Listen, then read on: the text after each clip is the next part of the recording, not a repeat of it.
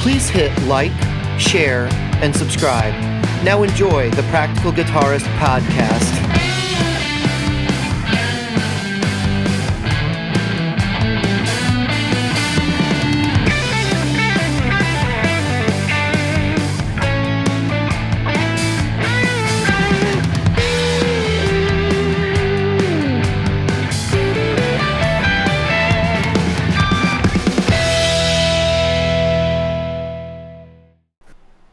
Good evening, Jim.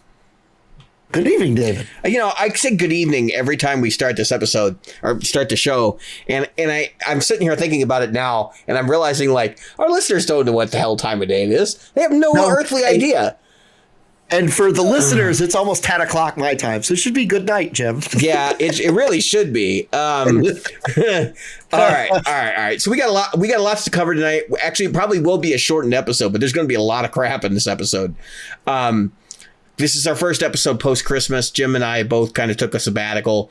I got some episodes up. I think I got one episode up in the break, and I'd hope to get more, and I'm running a little bit behind, but my time is clearing up, so I should be able to get a couple more out in the next few days. And the ability to edit these is actually, since we started moving everything over to OBS, it's been a little bit more frequent. But I wanted to start us off with what's new tonight, and before I do that, you encourage anybody who's listening to the show, if you like what you hear, follow, subscribe, whatever, on whatever platform you're on. Of course, the show's on YouTube, and it's on pretty much anywhere you can find a podcast.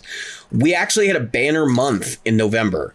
And I think I may have mentioned that in the last episode. And I wanted to thank everybody that made that happen, because ratings have not been great. I mean, the pandemic has really just put an awful connotation on the podcasting industry. And so that's its own thing. But anyway, so let's flip over to what's new. Let me move the indicator here from the intro stuff into the what's new. Ooh, I've got like 3 on now. What the hell am I doing? This is bad. I should be fired for this. Okay, now we're on what's new. Fire me. I'm a terrible producer. I'm only producer so that I don't have to be editor. So Okay. Does that make sense? Man, Because you edit everything. I've got a lot of what's new, so I'll kick us off. I have a what's new. It's hanging behind me. We'll mention it here in a second. An intense. I see something over there. I have an intense amount of what's new. My wife went all out Christmas. I got all kinds of stuff. I got a guitar cradle for working on my PRS. Nice. I got, I'm looking at 2 fancy Levy's padded straps here, which I'd never used those before. I will never use anything else other than a padded strap again. They're the 3.5 inch or 4 inch wide ones. And like my PRS is already light enough anyway. So I put that thing and I was like, whoa, like this is great. But I got that. Now, things aside from Christmas, I got pedals for Christmas. Okay, I got a couple pedals. Actually, they're on a board that's right here, convenient where I can grab it. Because I took them to Open Jam this week. I got this guy, which is the it's the Jam Pedals Eureka Fuzz, and I should be able to remember that, but it says Eureka. On the bottom. And then this is the Nobles ODR1 that everybody's pissed off because they got that on the stupid deal of the day and they didn't get theirs yet. I got mine before Christmas, folks.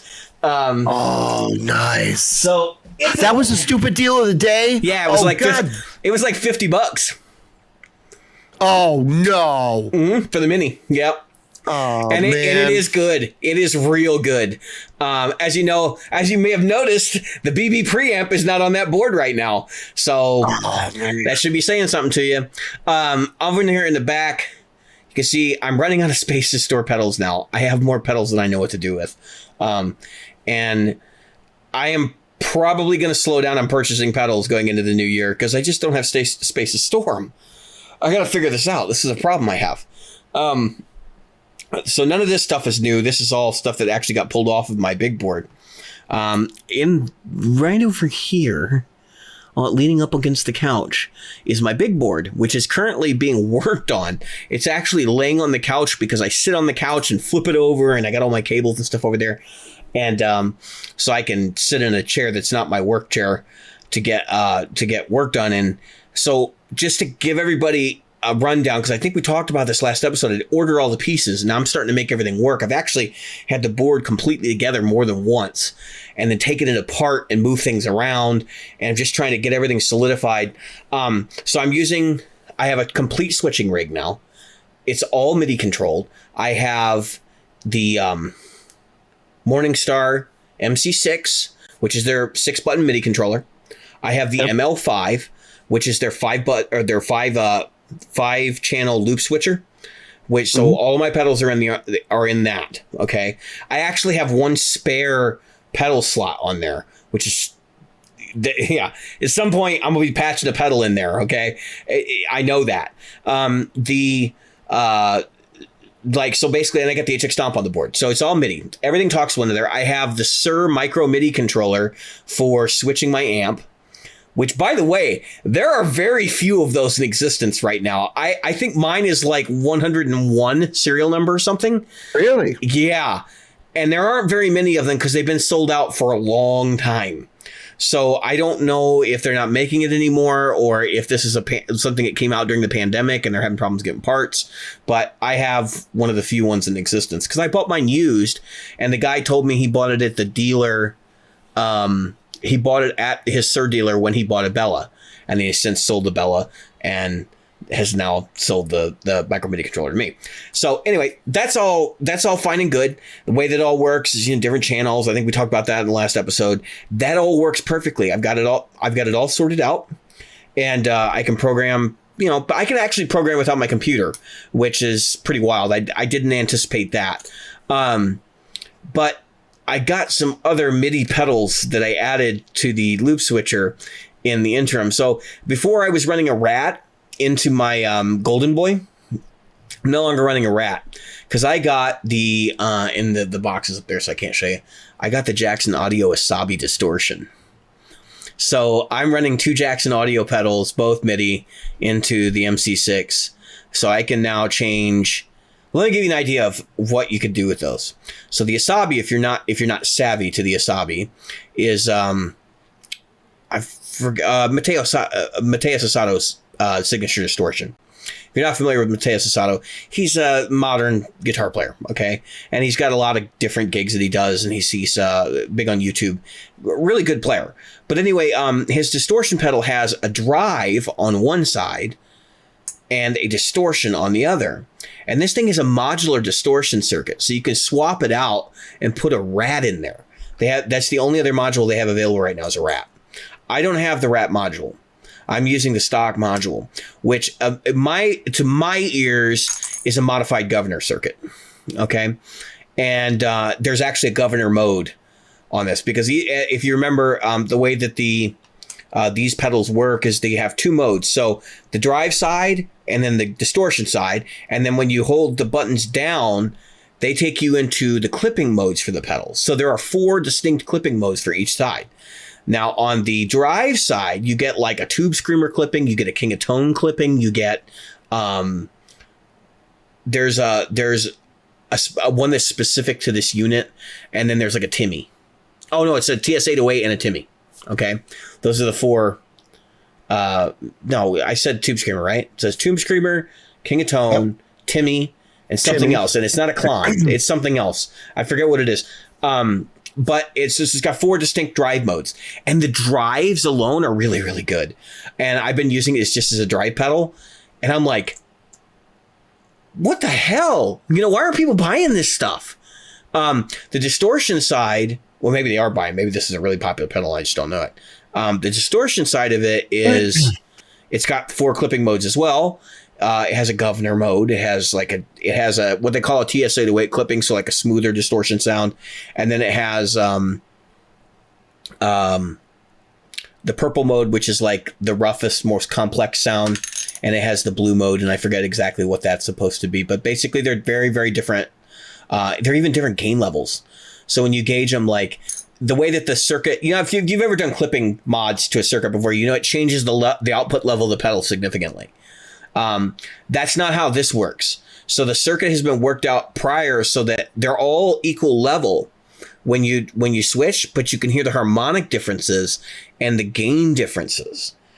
And like that's part of what different, because when I pulled out of the box and whatever the guy, because I bought it used, whatever the guy had it set to before was like way too much gain. It sounded great, but it was more gain than I'm comfortable with using now because I want to be articulate. So I start playing around, dialing things in, and I realized this pedal is really articulate even with the gain like on stupid.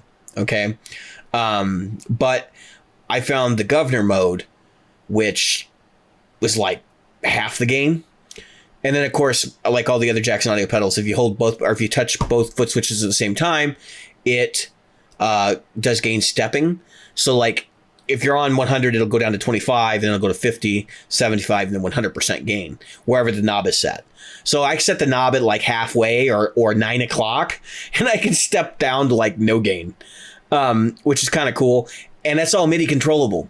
So all of these features I've just discussed, like the different clipping modes, on, off, and the gain staging, the gain stepping functionality is all MIDI controlled. So via my MC6, I can pair this up with the Golden Boy, and I can actually have the Golden Boy delivering more drive to the Asato.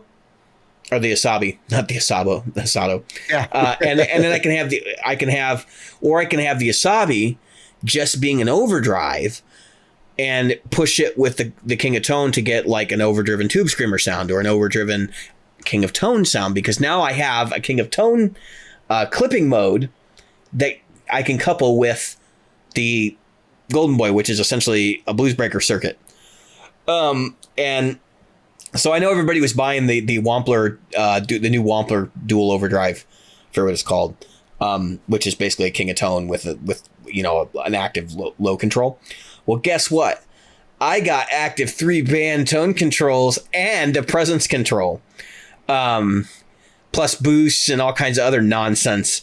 Now my kit over here cost me about $400, which is obviously more expensive than the Wampler equivalent. But, yep. I got all the same features. I actually got more features. I got features I'll probably never use, which I say that. And then I was sitting over there the other day and I'm like, I don't really need the Asabi as a distortion right now. Like I can just run King of Tone into the Tube Screamer side and like it gets real smooth and sounds good. So those are two of the pedals that are on there. And then I also have the FZ1W, FZ2W, FZ1W. It's FZ1, I think. FZ1. Yeah, because I keep going back and forth, and I know I'm going to have to. I have to put a retraction. I know last episode I kept calling it FC2W. It's FC1W.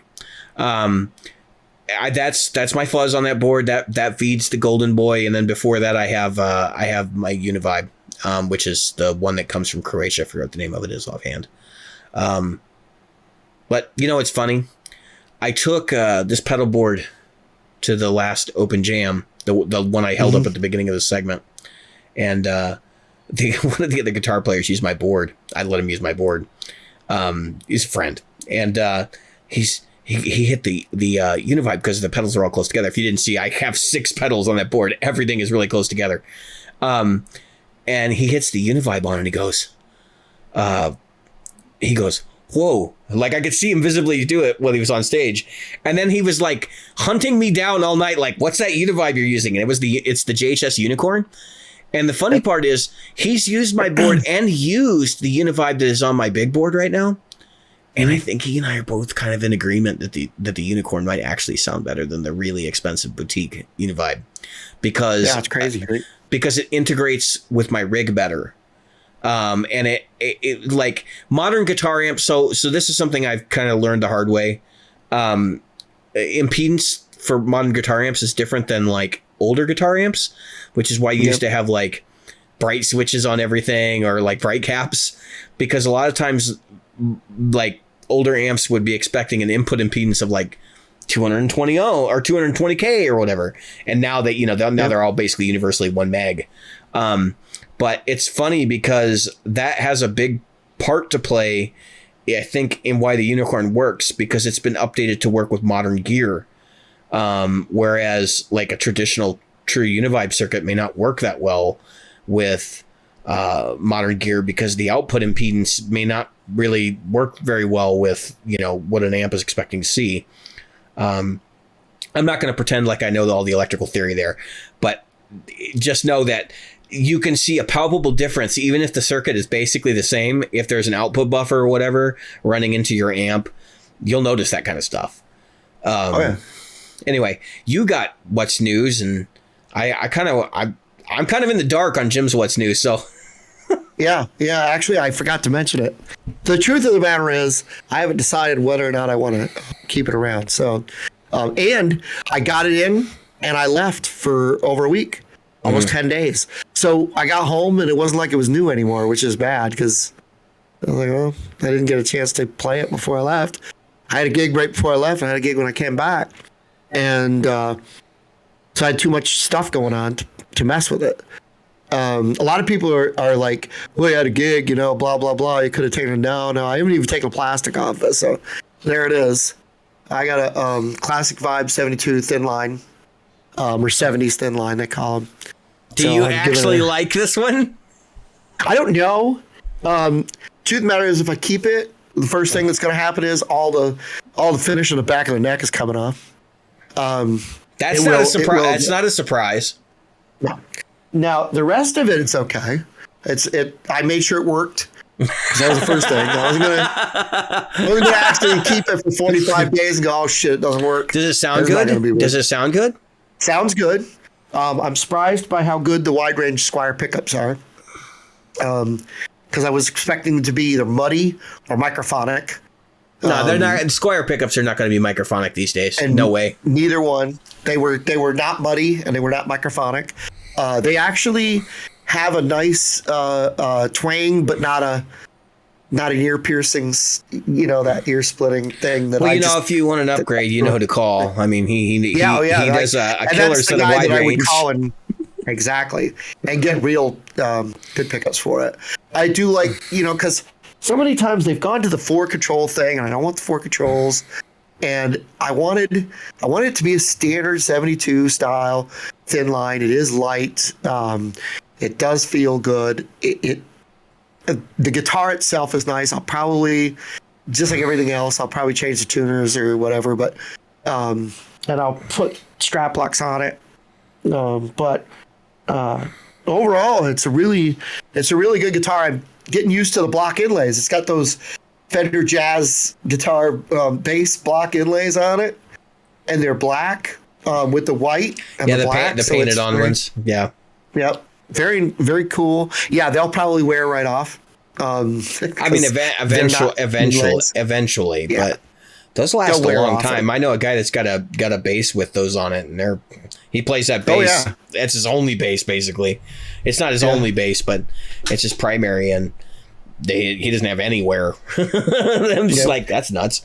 But that's not a 2022 thing. That's 2021. That was the end of 2021. I bought it for myself for Christmas. I may or may not keep it, like I said. So I haven't really made a big deal out of it and haven't really said much about it because if I don't keep it, I don't keep it. It was a very I saw it went on sale. What happened was it went 20+% off. And so it went to 2 years ago or 3 years ago pricing. Yeah. That's really all it did. It went to the normal price a couple of years ago. Right. And so I was like, if I'm going to get one, $400 is a lot better than $600. So sure. Or whatever. Yeah, it was $400 versus $600. I was like, yeah, it's probably a good idea. So I did it. Good. Hey, so or $400 versus $550, something like that. What did you do anything else for Christmas, or did you get anything else, or you bought any other gear? To be honest with you, I did set up some of my son's guitars. I brought him. I hadn't taken that red Strat that's been in the case for months, 6-7 months, and so I had to take it out. And that thing is still a case queen. That thing is awesome. That red Strat. It's a regular old 2008. Standard Strat from Mexico, made Mexico standard Strat before they went to the Player series or whatever it is. I bought him some stuff, some setup gear, showed him how to use it. I'm sure that he'll still leave his guitars until I come there. His guitar had his acoustic had the same strings on it. That's what I put on there over a year ago. So I was like, yeah, you know what? These strings are dead. Yeah. They literally had those dings in them from when you play them too much. You start to wear the... Jim, I get that almost instantly on my acoustics because I'm that heavy-handed. Yeah. This is a fresh set of string. My acoustics hanging here. You guys can't see, it's out of frame, but yeah, I put fresh set of D'Addario coateds on there, and yeah, they last like a day before I can see where the G is like there's a divot in it because I've been bending. So yeah, I didn't do anything else new. Oh wait, I did. I lie. It's not really okay. I'm gonna show it to you.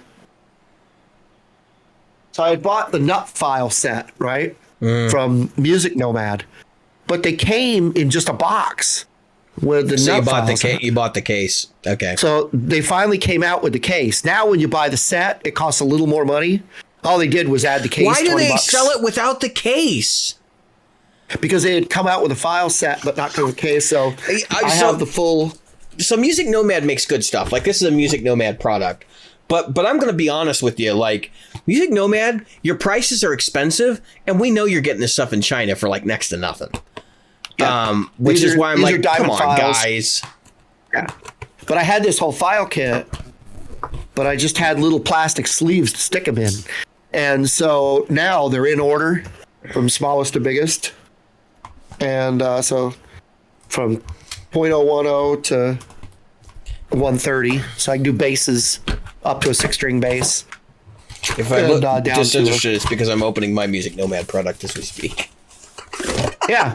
So, I mean, but it's nice. It's got the Music Nomad thing on here. It's kind of, I don't know if it shows that way, but it's gold. It's got a gold look. So it's really nice. And it was only $20. And I said, that thing is great. I have one right here. And I have, whoops.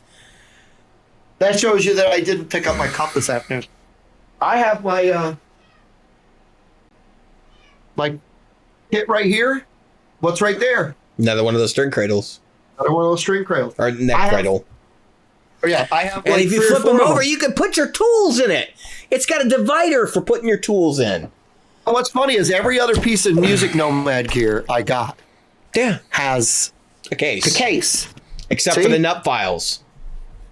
Yeah. This one, you know, and for some reason, a $230 set of nut files or $220 set of nut files didn't have a case. All these have the cases. It came with the cases, and I bought all the things, you know, that do all the stuff. So it's just funny that I bring this bag to every gig. This has and it's mostly new Music Nomad stuff. See that?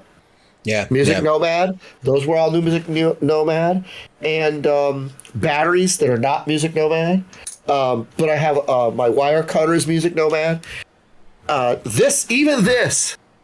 This is a great little tool right here. Yeah, I have those. Yeah, it's actually back here behind me somewhere. I use that all the time. This stuff comes in great handy.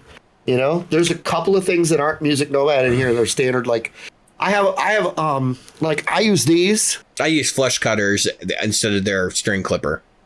Yep. Because their string clipper's a flat one, you know.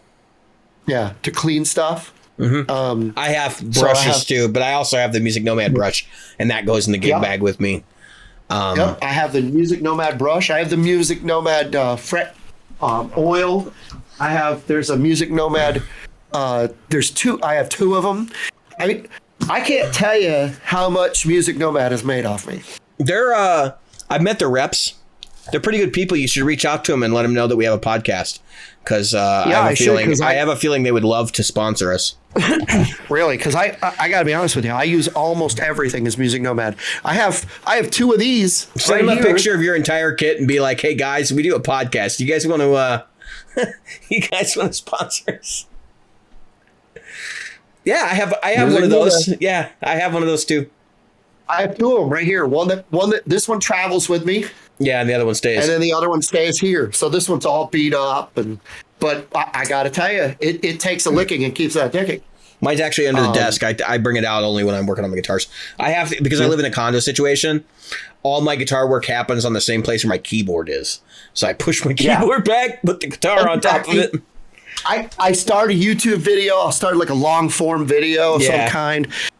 And I'll pick the keyboard up, I move it forward, and I lay out the thing right over my I have one of those really long gaming mouse pads, and then I just lay the Music Mad thing over it and put basically what the Music Nomad thing is like a big giant rubberized mouse pad.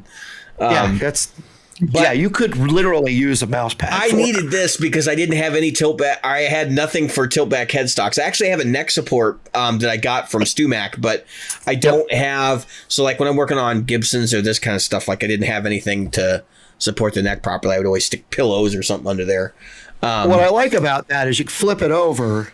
Yeah, and it's nice little like pencil case or whatever. You can leave it on your desk with tools in it, so that when you're ready, you can flip it over. And then you just pour your tools out, go to town, and then put everything back in it. It kind of keeps everything neat. I mean, if you're that kind of person, I've got a sloppy desk. Mine sits in the bag. I've got another one up here. Jim, I was late for the episode because I was cleaning my desk off. Sloppy does not begin to describe what my desk looks like on a day-to-day basis. It's pathetic. I am so embarrassed by my desk right now. I would not turn my camera down to look at it. Let's just say there's a pile of guitar cases and boxes right here. Because remember, I think I said on the last episode about getting the Bixby thing, which I'm just starting to get a handle on. Remember, I went away. Really, I kind of hit pause and left and came back. I mean, I've only been back a couple days. Yeah. So the reality of the matter is, I'm sitting here like looking at my gear going, and it literally minutes before I left, my freaking ceiling fan died, and the light went out. I told you what happened. I'm not going to tell the audience what happened. And so I had to fix that when I got back. So I didn't have any lights in here. I had to use my studio lighting to light the room to do the work. I got some Funko Pops. I got the entire Duran set of Funko Pops. God. I finally got Rick Allen to go with all my. But you're talking about selling stuff to get an amp, Jim. Up there. Well, we're going to talk about that next. Right? What are you doing? Well, no, my daughter gave these all to me. Okay. She got me Rick Allen for my Def Leppard set, because Def Leppard, that's who's missing from that Def Leppard set up there. You didn't get Devo yet. Oh, and I got this one. Hold on, this one's cool. I got Devo. I got this one's cool as the Devo Funko Pop. I got this one. And it is the only one that's got Jason Newsted in it. No other ones have. That's the only way to get Jason Newsted. I don't know if you can see him in there. How do I get Cliff? Yeah. That they don't have a Cliff Burton one. They do need to. That's what's funny, right? Why do I want Jason Newsted? I want Cliff. Like, what the fuck? Well, yeah, Jason's I'm not even a Metallica here. fan, but I know you'd rather have Cliff. Yeah, well, yeah, and that's what's funny. But this, I mean, it's the album.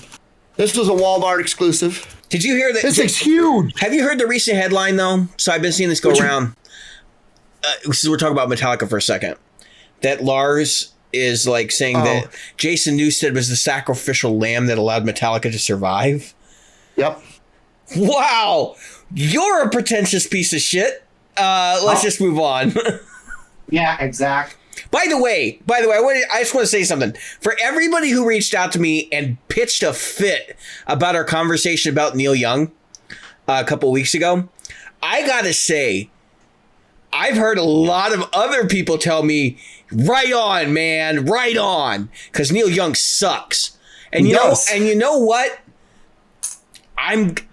Hey, that wasn't just for the show. I don't like Neil Young. I think he's a pretentious asshole. And you can read all about him and his behavior, especially with Crosby, Stills, and Nash, and like the shenanigans and the shitstorm of just, what are you doing, dude? Yeah, when he was with Buffalo Springfield and Crosby, Stills, Nash, and Young. Well, they go out and they go out on the road together, and then he would just leave. He would just be like, fuck it, I'm done. Throwing the towel in the middle of a tour. Like, what a piece of crap. Not you know, I don't care if you can't get along with the other band members, but you sold tickets. And so in my opinion, you're being an asshole to your fans. That's right. That's right. I was never, you could take Cinnamon Girl and stuff that song right up your ass. Oh, it's the greatest fuzz sound ever. It's the greatest fuzz sound ever. Hate Alexa, shut up. I don't just dislike that song. I effing hate that song. And there's a good friend of mine, and he listens to podcasts, so I'm just going to say, you know, I sing it with him because he loves it. And I play it with him because he's my best friend. If he wasn't my best friend, one of my best friends, if he wasn't a very great friend, and if he wasn't who he is and the relationship I had with him, I would never freaking play listen to that songs we song. don't like. You know what? That's another whole like topic for another day. We all play songs we don't like. It's fine. Yeah. I mean, I have done that more in the last 2 years than I've ever done in my entire playing career. So, you know, it is what it is. Anyway, we got to switch topics because we're burning up the charts on this one. Burning time. Let's go. So, next topic, Jim. I already sort of alluded to this because you were talking about your Funko Pops. Well, speaking of drummers, I got the Catman too for my Kiss collection. Oh, okay. So Had to get it. Should Jim get a Plexi? Yes, it's a good question. So you've been eyeing. All right, big revelation. Jim ordered a while back. Ordered a California tweed. Okay, from Sweetwater. From Sweetwater. That's not a specialized color. You bought white.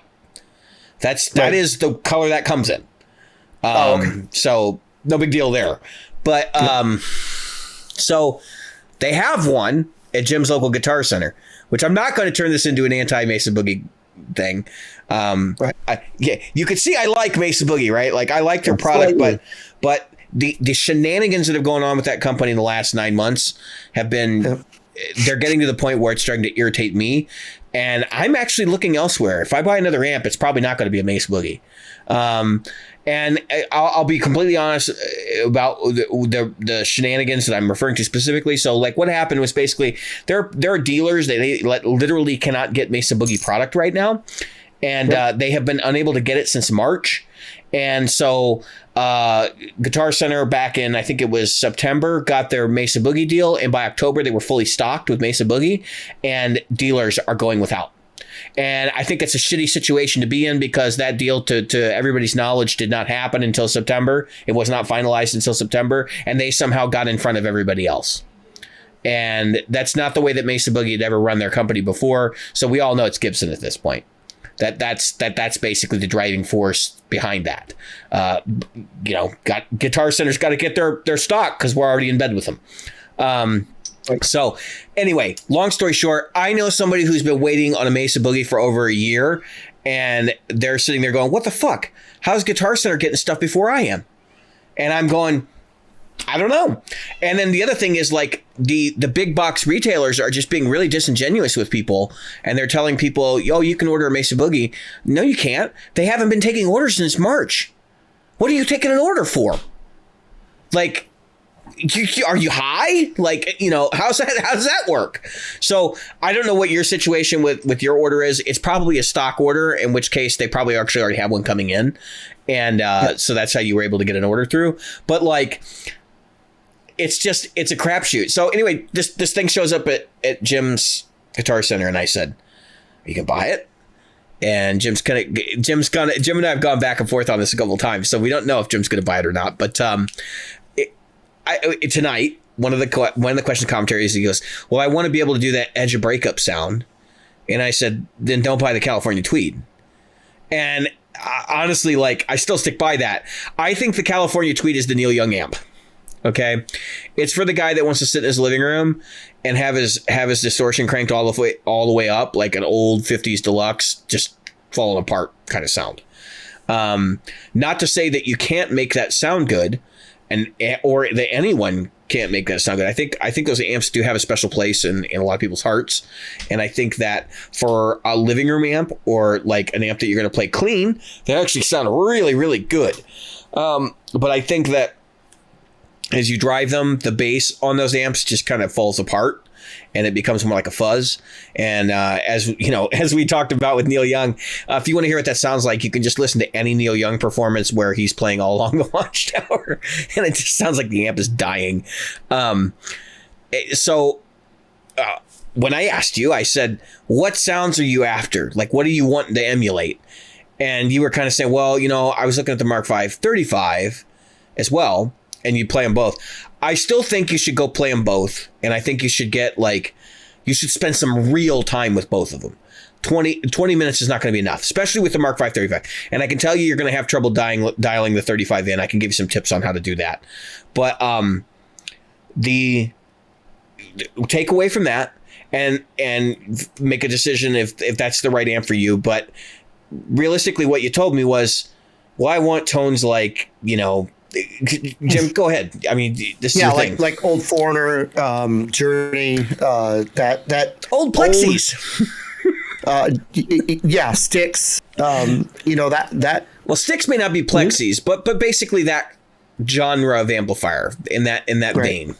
Maybe even so if you're thinking, so I think part of the disjoint here is when people hear the words tweed, they immediately think tweed bassman. And the tweed bassman is quite a bit different than like a tweed deluxe.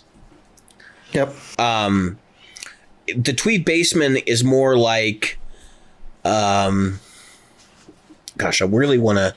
I'm trying to paint this in a better light, but it's kind of like a crappier version of a Plexi. And I know people are. I believe me. I know when I said that, people are like, dude, that's insolence. No, listen, what I mean is that like it doesn't hold together as well as a Plexi does, because Plexis are generally louder.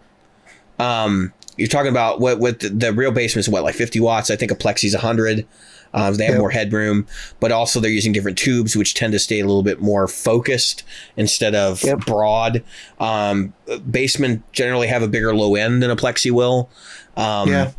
And a lot of that has to do with cabinet. It has to do with other things. But I'm kind of the reason why I wanted to have this conversation on the show is like I hunted Plexis for years. Okay, so that was the thing I wanted, because everybody I loved growing up, you know, Jimmy Page and Jimi Hendrix and all these different cats that I grew up listening to were like Plexi. So all you would see with them on stage. And of course, as an adult now, I realize that many of these guys were not using Plexis primarily. They were using all kinds of other amps, Supros and like, you know, but the Plexi thing was something I hunted, and I played several of the reissues, different versions of it, because I know the hand-wired has undergone revisions as it's been in existence. That's the 1969 SLP hand-wired, I believe. And of course, now they just came out with the 4-input Studio, which is basically a Plexi. And I could tell you there's a couple of Plexi amps that I would recommend. That if you're going to buy them, don't buy the hand-wired. Go buy the Yngwie Malmsteen Marshall.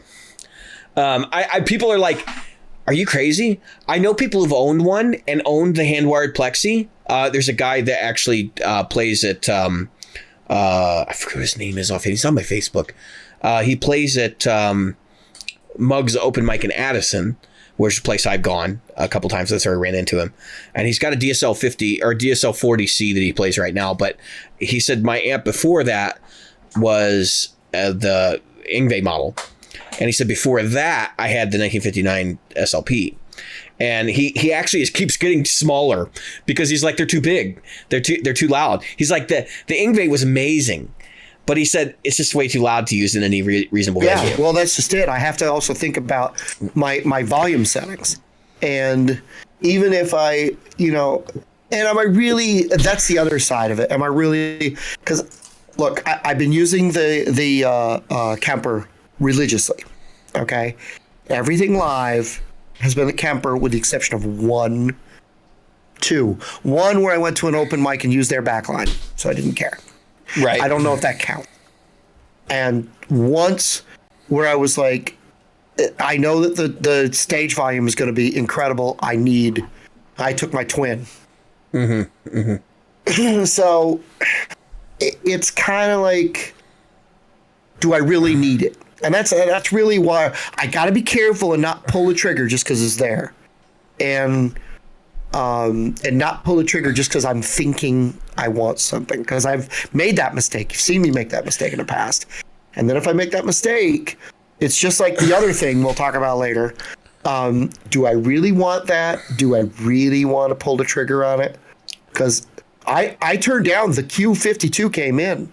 I turned it down. I told them to keep it. I'm Really? sure they had no problem selling it in a second. Really? I didn't know that I didn't know they'd shipped any of them out yet, because I know somebody's waiting on one. Yeah, I turned mine down. It was there. It was set up. It was ready for me to go. And I said, no, thanks. I can't.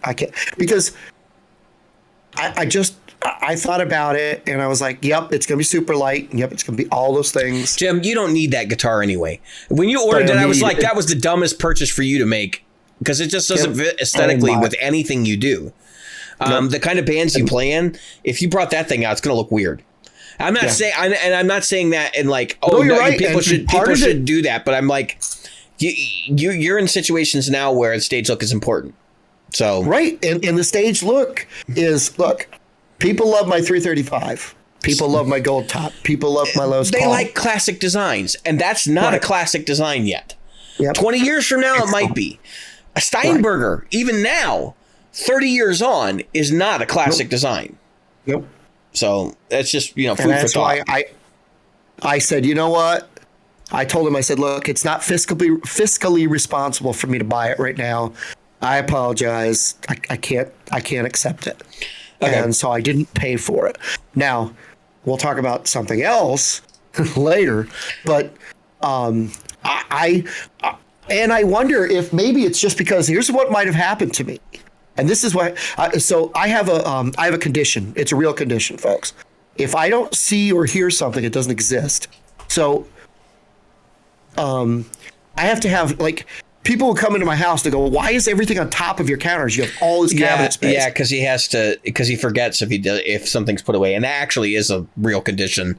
Right, and it's a very real condition. My mother has to write lists on stuff and put it on stuff so that she knows this is the cabinet that has these things. Because if she doesn't do that, or at least open the cabinet doors, Jim. Glass cabinet doors. Yeah. Well, and I tried that. So the glass cabinet door, which is still a good idea, I have to literally open the door and look through. I have 6 bottles of ketchup. Okay. I went to the store and I said to my son, I go, do we have ketchup? He goes, I don't know. And I go, okay. No, well, I'm not going to screw around with it. I'm buying another one. 2 weeks later, and I barely ever use ketchup. This is the truth. The truth is, I might use ketchup once every 6 or 8 months. So I'm at the store 2 weeks later. I go, do I need ketchup? And I bought it in the 2-pack at Sam's Club. Right. So it's like the 2 great big bottles. He's got like 4 of those now. So I have 2 of the 4 packs plus one of the 4 packs that is separated from its brother or whatever, and that one is sitting in a fridge. How does this relate to guitar again? Okay, so so the Marshall sits here. I haven't played through it. And how long have I had the Kemper? Yeah, but that's because you're using the Kemper, right? And so I'm it's going to happen anyway. Yeah, and so I'm like, I should be using my Marshall. So I went to the rehearsal space and I grabbed my pedal board, and the guy goes, "You're not leaving the band, are you?" That's the whole conversation. And I go, "No, I want my pedal board to plug into my Marshall to fire it up because I want to play loud." I need my ears to be freaking ringing when I get Okay. So we were having a conversation before the show when we started talking about what time we're going to get together, and I sent Jim a screenshot from the 60 Cycle Hum group. So this is sort of their content, but we'll talk about it anyway. And this has been a pet peeve of mine for years. Oh, yeah, that kind of works for this. So so we're going to talk about this briefly because it kind of fits into this. So somebody says, Has anyone downgraded from a nice amp to something like the Katana and not regretted it? I'm a home hobbyist who stumbled into a nice boutique amp for a decent price, but doesn't realistically use it to its full potential. If I sold it, I could make $1,300 or so and pick up a Katana or use Blues Junior. Thoughts? Jim, so aside from the obvious, which is, you idiot, if you, meaning this person that posted this, if you sell your Katana or you sell your boutique amp to buy a Katana, you're not getting your usage out of it. Okay. This whole idea. Now I'm freely willing to admit that $1,000 amp is a luxury amp. Right. But if you think you're not getting your use out of it, what do you mean? I'm not pushing it too loud enough. You're going to buy a Katana. Right. You're not going to use that loud enough either. So what difference does it make?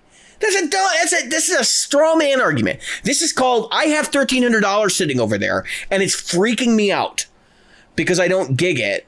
So therefore, I want to get rid of it so I can take that $1,300 and roll it into other crap I'm not going to use playing out.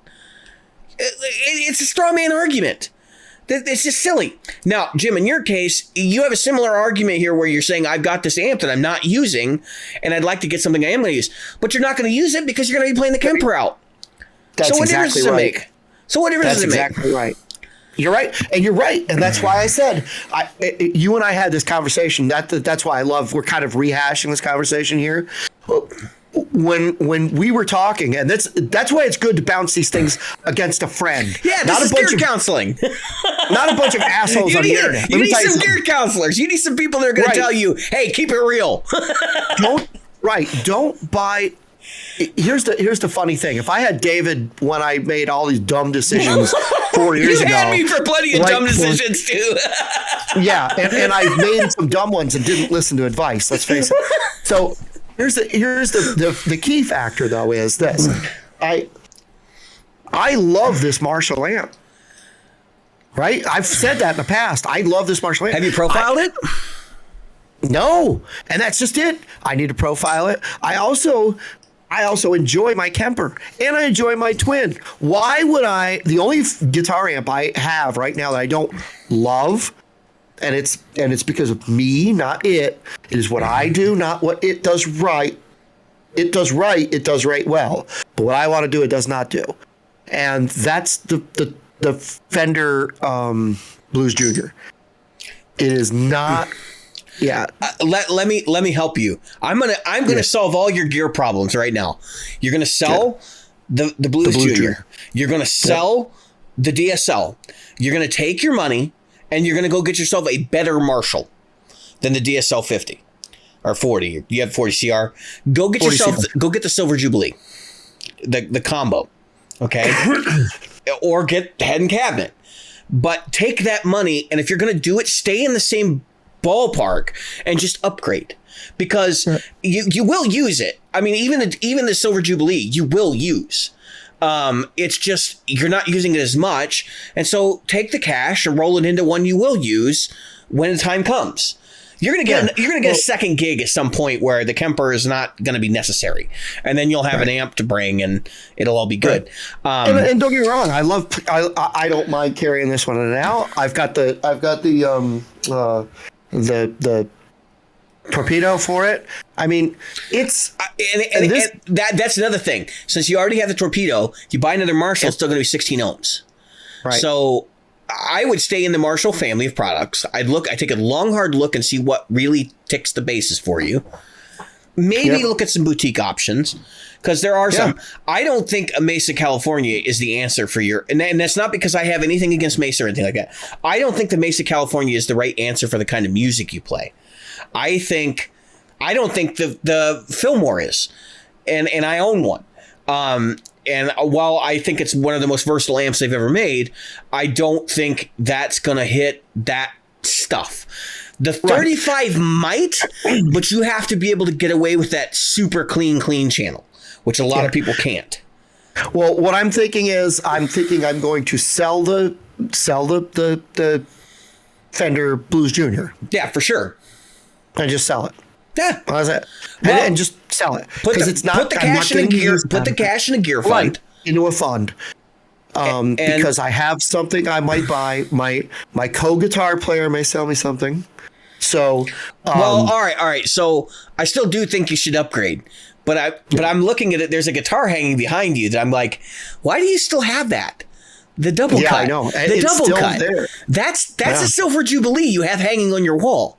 Oh yeah, easily. I could easily get a Silver Jubilee for the money. Yeah, I mean, and that's not a slouch amp. I actually, when I bought the Fillmore for about 2 days, I looked at Silver Jubilees and like got real serious about it because I was like, wait a minute. I was like, this is an amp when I was a kid. Like, I was like, yeah, I want one really bad. Because even when people were like, you could find him in Guitar Center for like $800 because nobody wanted him. The only guy that made him popular was Slash. And then later Joe Bonamassa, which is really funny because even when Slash was playing them, the prices didn't go through the roof. Joe Bonamassa starts playing them, and oh my God, everybody, you couldn't find them anymore. They disappeared overnight. And now they have the combos, and they have the heads, and they have a 25-watt version. And I know. It's got to be their best-selling amp right now. It has to be because they do sound incredible. It's not... It's kind of a JCM 800 meets Plexi thing, which is why I think that would be, you're talking about Plexis, don't buy a Plexi. Listen, I'm the first person to tell everybody on this podcast, if you buy a hand-wired Plexi, somebody needs to slap you because that's just a terrible amp to buy for that amount of money. For one thing, there are people that build accurate clones of an actual Plexi circuit that are more accurate than what you can buy from Marshall right now. And don't have an insane price tag attached to them. The hand-wired Plexi is like $4,000. And the cabinet's an extra $1,000. I think it actually might be more. And so it's like, why would you buy that? Purists are like, it's a real Marshall Plexi. Well, no, it's not because the circuit is notoriously not the same. Now, granted, we have to recognize something. If you know your Plexis, you know there's like 40 different models that are considered Plexis, including PA heads. So it could be a derivative, like one of those, or it could be the best of kind of thing where they took things from different ones and combined them to make a better amp. But reality is, it's not like buying a vintage one in any way. It's kind of its own unique animal. And so it's like for me, like I would go. I still have a bit of Marshall bug in me. I will go and look at things like the MVP 66 from Morgan, which is not necessarily straight Marshall vibe, but it has KT66 tubes. You can't say that about a Plexi reissue. I think they did circuit boarded Plexi reissues at some point too, and I remember those not being that great either. But I have heard if you want Plexis, if you really have the Plexi bug, the one to buy is the Yngwie model. And it's not because Yngwie's name's on it or anything like that. It's just because they did that one right. You'd think that the Hendrix one would be like the go-to Plexi. If you really want that sound, Jim, I can tell you what to do. You'll have to wait a while. But if you really want that sound, buy the PRS HX, the one that just came out. Buy it used when it's like peanuts because PRS amps have shit resale value. They have shit new value. I know of a PRS dealer who sold them like basically at a loss because they can't get rid of them. Nobody wants them. They're like the most unwanted amp on planet Earth. And I have no idea why. Maybe it's because people are busy spending their $3,500 on a core model rather than an amplifier. But that HX amp sounds legit, and it's going to be peanuts when they sell used. I'm actually sort of waiting for them to come on the used market because I know they're gonna be dirt cheap. You're gonna be able to get them for $1,000 if not less. Yeah, so I think that's probably, it'll be a while anyway, but that's probably what I'll do because I got to be honest. At minimum, do the right thing. Don't get in love with something. Go out and try as many of them as possible and put them through their paces.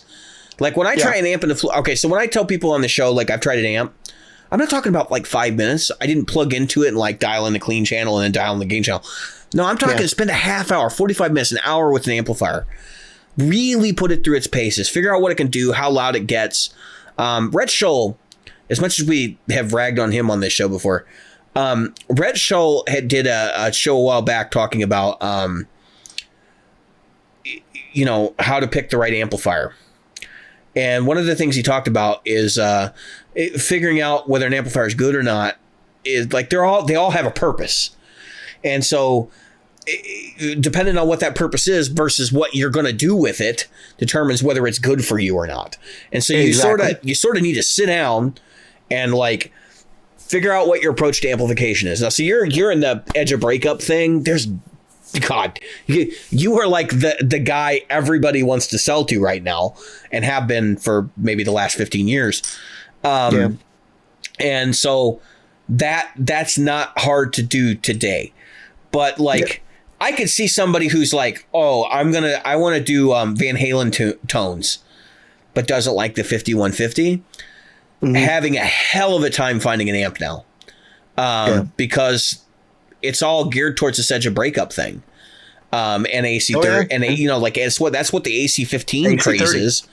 Yeah, AC15. Both of them. I mean, they're basically both. The AC15 is more trashed and blown out, but the AC30 is definitely more edge of breakup and matchless. Got the headroom. The whole matchless thing is driven by that. I thought about that. Oh, you don't need a matchless. The JHS freaking what do they call it? The more is better. They don't want that either. You don't want that either.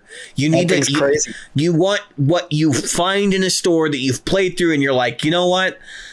This ticks all the boxes that I need. And I can tell you right now, sometimes it's happy accidents.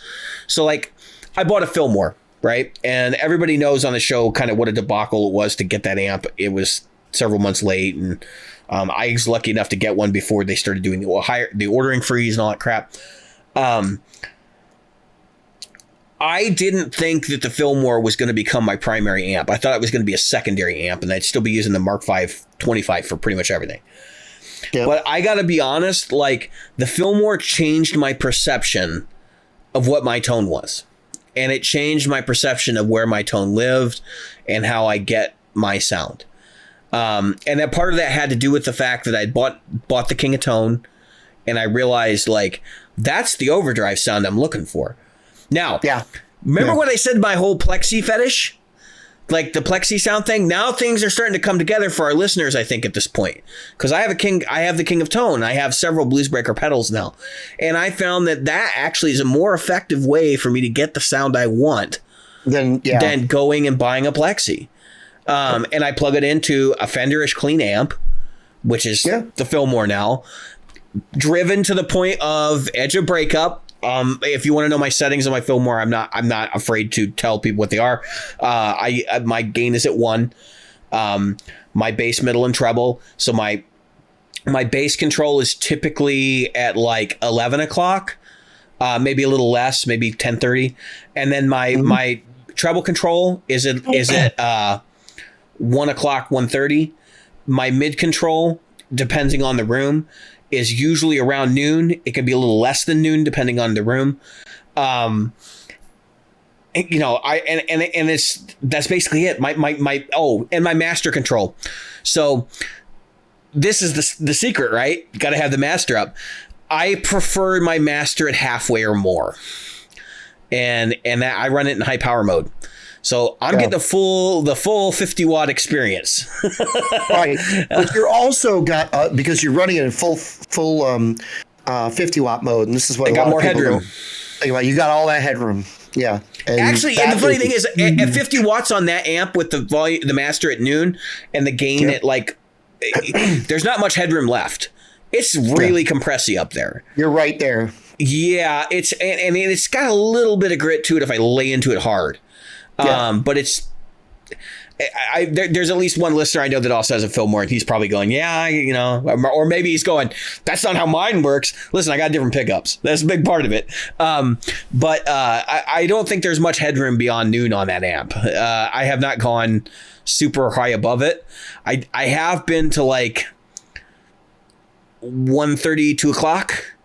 And it's at 2:00 it starts getting dirty. So as I said, I think I'm right there. I'm in that ballpark most of the time. But the last couple open jams I've been running it further back. And actually, what I found is clean amp, put a Marshall-y kind of overdrive in front of it, and it works great. I don't have any problems. In fact, I get best of both worlds. I get a Marshall with a bass control that actually does something, which is kind of nice. Yeah. Well, if you've ever used a Plexi, the bass control, like, it's just like, why the hell is it even here? I got to laugh because Beato just put up a video a day ago that said why you should play louder but protect your hearing. And I have to laugh because we've said that all along. You really do want to louder, protecting your ears. You do really want to play, and that's the biggest problem with doing an amp hunt. Yep, you can't play them loud enough. No, because none of the stores except so I went to my favorite store. Well, I was in New York. I went up to my favorite store in upstate New York, Parkway Music, and they still have the little rooms in there where you can take an amp or a guitar or both into a room and blast it. So here's another issue. While that is a better idea, I'm not saying it's perfect, but it is better than sitting on the floor trying to fight with 6 kids just learning their pentatonic scales and that one guy that plays Sweet Child of Mine badly. I think that's part of the reason why I think that number two things. I think it's part of the reason why the mom and pop experience is preferred for people who are shopping for like really high end gear. And I think the other component there is that when you use those small rooms, I think people get the tendency to think that like the EQ curve of the amp in a small room like that is going to be the same as when they're in a bigger room. And that's just not the case. Not the case. No. Well, you know what else shocked me? And this is a little off topic, but it's real quick. Is I was at Guitar Center first because we went and bought the little things for my son. I said, let's go up to Clifton Park. Let's visit the guys at Parkway. Mm-hmm. Guitar Center, the walls were bare. There was like 1 or 2 high-end guitars. Yeah. Nothing. That's how ours is too. All 3 of our locations that I've been to in the last 6 months are pick clean. This Guitar Center was practically bare, had nothing good, really. I mean, I shouldn't say good. They had nothing great. They had a lot of good stuff, but nothing great. Nothing that you would go, yeah, I want to go there. Now, I get to Parkway, they've got Rickenbacker, they've got PRS, and they've got Gibson, and they've got Fed, and we're talking about the high. They had the high end, one of the G&L. They had the everything. They had PRS from the SE to the $4,000 models. They had everything. It looked like the store when I used to go visit it 10 years ago. I mean, it was just full. And the acoustic section was full. They had the Koa Mini. They had the everybody's stuff. They had pedals galore. They had everything. If you're in the market for some stuff, go to Parkway. Check their website out or go to that place. It's called Parkway Music. ParkwayMusic.com. I'm telling you, they got it. They've got it. If you're looking for it, they probably got amps. And what I love about the way they lay out their store is they're not like Guitar Center where they put the amps in the middle of the room and you have amps lined up with guitars over top of them. Right, like they used to do. Right. So you've got amps about 4 feet high and then guitars hanging above that. So it's great experience. It's just a place that the guitar room in that place, which is what you first walk into, is stellar. And the people are incredible. They are a great group of people. You just happen to be in that one area of the country that does not have a decent mom and pop within like an hour drive. Yeah, I have we have Alpha Music, which is as barren as Guitar Center most of the time, and they do have some high end stuff, but they cater to a certain group of people. And Alpha's a chain, so that's a whole other. Yeah, I didn't even know it. Yeah, it's an East Coast chain. Oh well, that explains it. Yeah, and so be that as it may, and we have no mom and pops except for one, and I have to travel all the way to the other side of Suffolk to get to. Well, I mean, so for a lot of people, we're willing to travel. I mean, like, we'll drive like an hour and a half to go to a store that, especially if you live in a smaller community, to go to a store that, like, we'll spend the whole day at. Because we know that, like, we're walking out with something. We're going up there to buy something. Like, it's not, you know, it's just a different experience. Like, if I want to really go and try out a bunch of guitars, I'll drive to Sweetwater. It's 4 hours away. It's not, it's going to cost me a day, but at least I'm going to get what I want, you know? So anyway, let's switch to the next topic. This is one that Jim and I have been predicting for quite some time, and I just really want to take the time to put a feather in my cap. It has not been officially announced yet, but I was waiting for it. Let's just say that the winds blew in my direction and some news came my way from a couple of sources, actually, that John Mayer was going to be making a teaser announcement for a PRS SE. And shock and surprise, that actually panned out a few minutes later after I started hearing the rumors.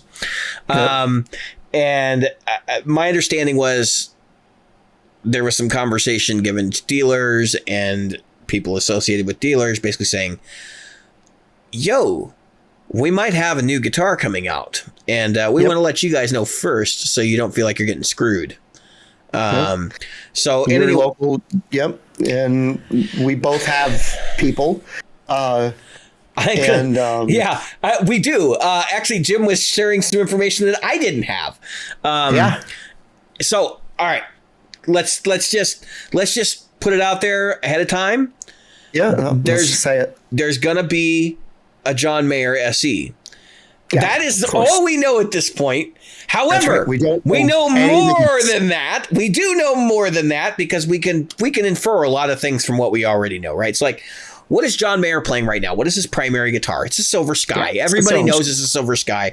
That is his signature model PRS.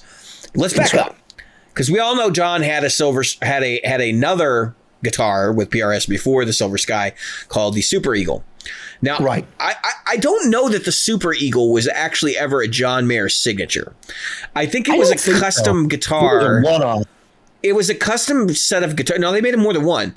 They made him a custom set of guitars, and then they did a small run and they sold them. Okay. Right. And so I don't think they're still doing the Super Eagle. They might still be doing. You might still be able to order one. I don't think so. You could probably order a Modern Eagle from them, custom, like through the $10,000 and up price tag, and have it done with all the stuff that's in the Super Eagle. Okay. Yeah. So it's private stock only. So we start off like that's one thing that a lot of people have been saying, like, what's it going to be? Is it going to be a Silver Sky? Is it going to be a Super Eagle? Is it going to be something different? It's going to be a Silver Sky. This is my 100% prediction. If you are sitting there right now going, I don't know what they're going to make. It's going to be a Silver Sky. Now, why should you listen to us? Because we've been predicting since this thing came out that there would be an SE model. I predicted it in 2018. I outright asked them, and they looked at me like, "Are you? Well, not now. Right now." And he literally said, "Right now." That was 3 years ago, going on 4 years ago. So yeah, it's gonna happen. And I may or may not have pre-ordered one. Or I asked if I could pre-order one. I may or may not have done that. Scout's honor, we can't say anything. That's right. That said, so here's what I want to start off with. Why is this going to be a Silver Sky? Other than the fact that, like, it's obviously going to be a Silver Sky, folks. Number one, it's not going to be a Super Eagle because, all right, so the PRS Hollow Body 2, okay, in the Paizo model is what, like $16.99? Yep. If they do a Super Eagle in the SE line, that's a $2,000+ guitar in an SE. In an SE. That's not going to happen. That's not going to happen. There's not a chance in hell no snowball's chance in hell that's going to happen. Just not realistic. So just forget about there being that. Now, I did start thinking from the perspective of what if John came to them and said, I want to do the Santana thing and I want to offer a guitar that's, for beginners that can do the tones that are in the Silver Sky, but are, at a price point people can purchase. So like picture like custom 24, but with not 24, but a 22 or 21 with single coils, right? I don't think they're going to do that either. But that was a thought process that kind of I went over in my head and went, No, I see this thing being, and this is based, folks, solely on, pulling stuff out of my hat. And this hat is a Gibson, so it doesn't know much about PRS, but I see it being about $1,000. Yeah, I think it's going to be around $999. I honestly, because this is a Strat competitor, and they know that. Yeah. Even though it's got John's name on it, it should be a Strat competitor. It's an import. It realistically should be about $700, $750. That's right. It's going to be up against the Player Plus, those guitars there in that category. And so with John Mayer's name attached, that's an extra $250. Yeah. So that's why I see it around $1,000. I don't see it any more than $1,100 at the moment. $1,099. Gig bag. What's that? Gig bag. And a gig bag. I mean, look, the $2,500 version. Yes, I was just gonna say the new one comes with a gig bag now. Unless you got the first run, you got a gig bag. And you will get. Not only will you get a gig bag, it won't even be a Silver Sky gig bag. Unfortunately, I see it being it's going to be an SC standard old SC gig bag. Unless they do like an SC deluxe gig bag for it. Right. Because some of their higher end SCs come with a case, but it's because they're hollows. Right. So. Well, what I would have loved to see is like the first run, just like they did with the other ones. First run, putting the word Silver Sky on there, embossing it on there or something. But I don't know. I don't see that happening. Not if they're going to meet a price point. The other question I've been seeing people field, Jim, is color. What colors are they going to offer? And I've heard people say that it's going to be the pink. And it's going to be the silver that they came out with for the. I'm not going to say anything because I already know. I realize that we sort of have an indication of what that might look like. I've been told straight up what the colors are. I know. I know. I'm very well aware. And if you dig deep enough on the internet, you can find out what the colors are going to be. We're doing this very tongue in cheek, folks. We have a lot more information. We have a lot of information than we can share with you. So please bear with us. We've had a lot more information about this product as it's come along. Unfortunately, this is like the least best kept secret in the industry. And I really think people, there's NDAs and stuff involved in this one. And that's part of the thing. Like, even though there are people blabbing about it everywhere, there are NDAs involved in this. Yes. And the truth of the matter is that being a podcast, we get a little bit of the information that we can get. But the fact of the matter also is that we would never get that information ever again from anyone about anything if we ran our mouths now. Quite frankly, I want to be very honest with our listeners. We don't actually have any confirmation that all of the things we're saying are true. A lot of what we see is like a store accidentally posts a picture of something and somebody tips us off to that happening. And so we go over there and we look at said picture. And so like why I want to preface it that way is like, even though we say we know what the colors are and that kind of thing, you might be wrong. They might be subject to change. They might be wrong. They might be fake photos, that kind of stuff. So that's a good thing to keep in mind, because I know that I saw pictures of the AZS line, the what was it, the student model AZ line that's out, which I think that came to the States, right? That didn't just stay in Japan. But I saw pictures of that get posted weeks before that guitar was announced, and it was different than when it was announced. So it was almost like they just threw up a photo because they knew the guitar was coming to take pre-orders.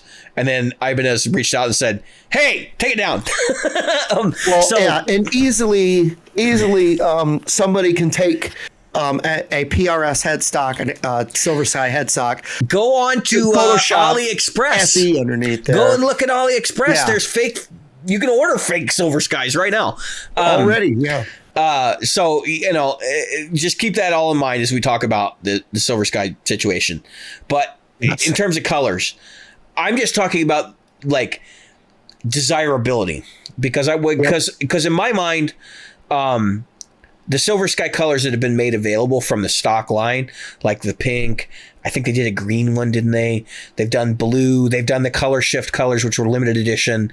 They've done the gray, the blue. I think they do a white one now. They did, yeah, maple, and they also do maple, and they also do rosewood.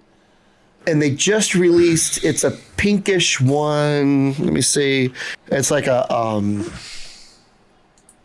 let's see. I was just literally. I'm going over to prsguitars.com. We're talking. There it is, Roxy Pink. Yeah, the Roxy Pink, right? Yeah, they just released a Roxy Pink. I highly doubt we're going to see some of the. Look, right now, the number of colors for the Silver Sky is actually quite. There's Frost Maple, there's Frost Golden Mesa, there's a Orion Green. Mock Sand. I mean, holy smoke! Polar Blue. It has become a line for them, essentially. Yeah. In that, here's a guitar that is originally someone's signature model, which has now those are just the ones you line. can order. That's not even the special colors. Right. So, I mean, they've got 1, 2, 3, 4, 5, 6, 12. Yep. 16, 17 colors, something like that, plus the specials. And some people have already asked in the color, like, what is it going to come in, from the SE line? And I'm here to tell you the SE line colors are going to be bland. They have to be. And people are like, why would they? No, because because apparently he's like very involved in the color selection and color generation process. And I get it, right? Like, okay, fine. But they have to make these SEs unattractive in some way. Yes. Because these guitars that they make 12 finishes in still have to sell. Okay. That's right. Okay. So and another thing, there are some specs that I think are going to change on this guitar before it comes out. And those specs are going to be, will the radius be there? And because a lot of people, that's been very controversial. Anybody I talk to about the Silver Sky, the first question that comes out of their mouth is, how do you like the 7.5-inch radius? And everybody has an opinion on it. Either you like it or you hate it. Or you don't. That's I am of the personal opinion that they can take the 7.5-inch radius and shove it up their ass. That's being strong. I'm being strong about it. Let me explain. So 7.5-inch radius on Fenders. Everybody says, oh my gosh, that's the best Fender radius ever. Well, you know what? I'm here to explain something to you. Any 7.5-inch Fender vintage radius guitar you've ever played didn't have a 7.5-inch radius because it's been played. Guess what? It's had fretwork done to it.